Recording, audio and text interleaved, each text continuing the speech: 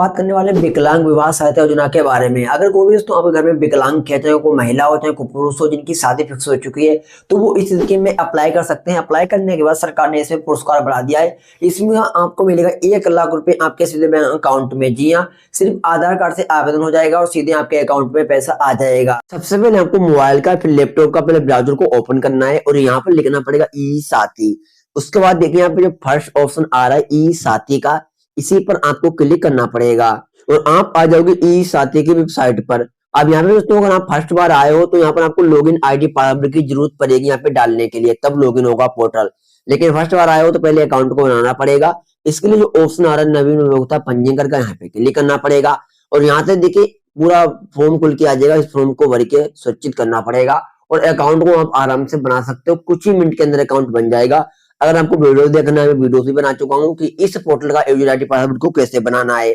और उसके बाद यहाँ पे जो भी लॉगिन आईडी बनाओगे वो लॉगिन आईडी यहाँ पे आपको देनी पड़ेगी। पासवर्ड जो बनाओगे वो पासवर्ड यहाँ पे देना पड़ेगा।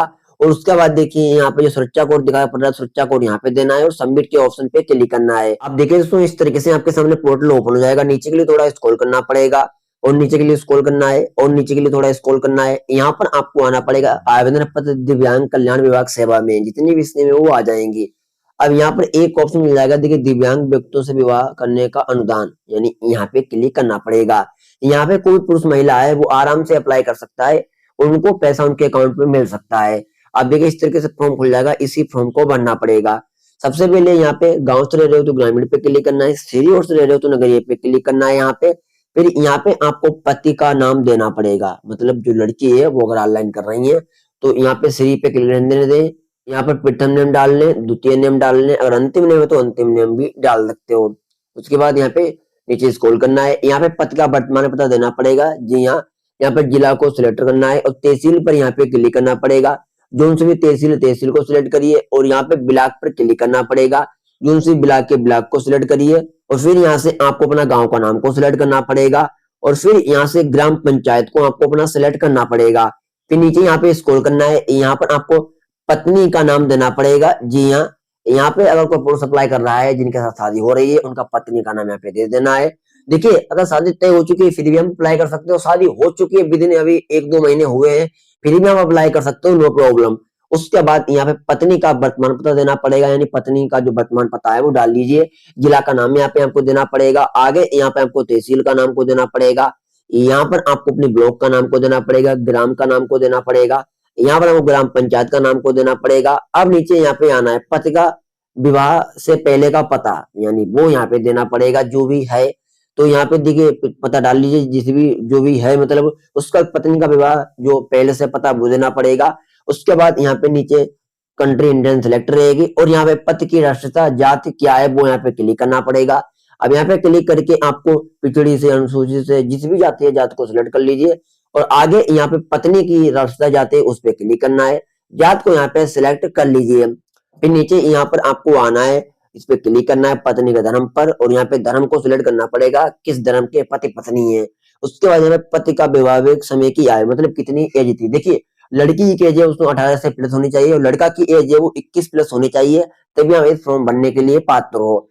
उसके बाद यहाँ पे विवाह की तारीख जो भी थी, मतलब जैसे वो डाल लीजिए। यहाँ पे पत्नी के विवाह के समय की आयु वो डाल लीजिए जो भी थी, 18, 22, 23 जो भी है डाल लीजिए। उसके बाद क्या विवाह पंजीकृत हुआ है, अगर हुआ है तो वहीं पे ही क्लिक कर देना है। उसके बाद आगे यहाँ पे आना है, यहाँ पे लिखा है देखिए क्या विवाह धार्मिक विधि से संपन्न हुआ है, तो यस यहाँ पे क्लिक कर देना है। और उसके बाद नीचे यहाँ पे आ जाना है, विवाह की वैधता को प्रमाणित करने के लिए साक्ष्य वो यहाँ पे देना पड़ेगा आपको। और आगे यहाँ पे आना है, 2 जिम्मेदार व्यक्तियों का नाम देना पड़ेगा। आप फैमिली में 2 जो जिम्मेदार व्यक्ति उनका नाम डाल लीजिए, यहाँ पे कॉमा लगा के 2 नाम डाल लीजिए आराम से। उसके बाद यहाँ पे आना है पति के व्यवसाय से, यानी वो क्या काम करते हैं इस पे क्लिक करना है। और खेती बाड़ी करते हैं तो कृषि पे क्लिक रहने दें, नौकरी करते हैं, मजदूरी करते हैं, व्यापार करते हैं, बेरोजगार है, जो भी है यहाँ पे सिलेक्ट कर लीजिए। और उसके बाद आगे यहाँ पे पत्नी का व्यवसाय, पत्नी क्या करती है, कृषि, नौकरी, मजदूरी, व्यापार, बेरोजगार वो सिलेक्ट कर लीजिए। पिता का नाम यहाँ पे देना पड़ेगा, आगे पत्नी का नाम यहाँ पे देना पड़ेगा। और उसके बाद नीचे आना है और यहाँ पे क्या पिता के व्यवसाय, यानी पति के जो पिता है वो क्या काम करते हैं यहाँ पे क्लिक करना पड़ेगा। और यहाँ पे देखिए वो खेती बाड़ी करते हैं, मजदूरी करते हैं, नौकरी करते हैं, खुद का व्यापार करते हैं, या फिर बेरोजगार है या फिर अन्य, पर आपको बताना पड़ेगा। आगे पत्नी का जो पिता है उनका क्या काम है, वो क्या काम करते हैं वो भी आपको बताना पड़ेगा।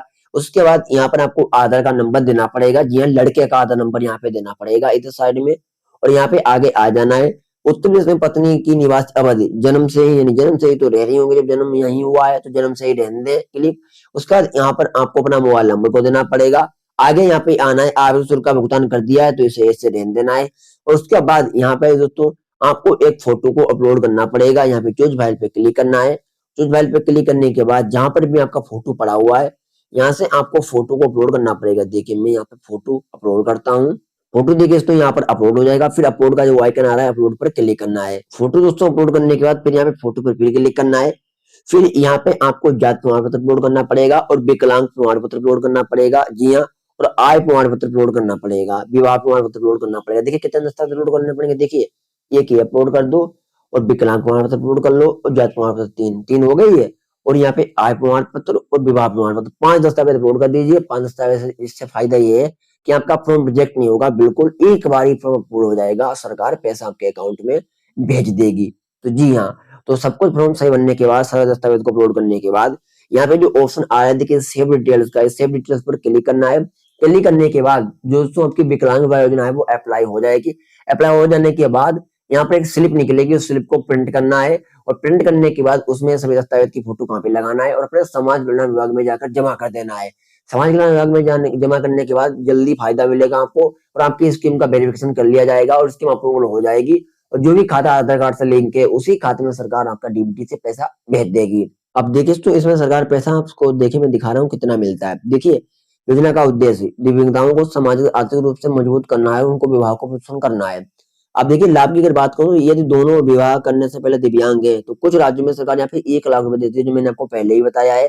अब किसी किसी राज्य में सरकार यहाँ पर दोस्तों 51,000 रुपए भी देती है, लेकिन लगभग 80% राज्यों में सरकार 1 लाख रुपए देती है टोटल। मतलब देखिए इसमें मैं बताता हूँ किससे लाभ मिलता है। अगर पत्नी पत्नी दोनों दिव्यांग है तो एक लोग ऑनलाइन करना पड़ेगा, चाहे पत्नी की तरफ से ऑनलाइन कर दो, चाहे पति की तरफ से ऑनलाइन कर दो। ऐसा नहीं है कि लड़की भी ऑनलाइन कर लेगी लड़का भी ऑनलाइन कर लेगा, नहीं ऐसा नहीं है।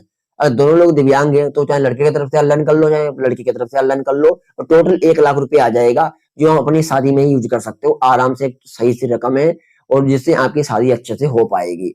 तो इस तरीके से सरकार देती है आपको 1 लाख रुपए विकलांग विवाह योजना के अंतर्गत। ये पैसा तो तकरीबन 1 महीने के अंदर आ जाएगा। आप थोड़ा दौड़ा भागी कर लेना समाज कल्याण विभाग से, इतने और जल्दी मिल जाएगा। तो अगर जानकारी आपको अच्छी लगी हो तो प्लीज वीडियो को लाइक करना और चैनल को भी सब्सक्राइब करना।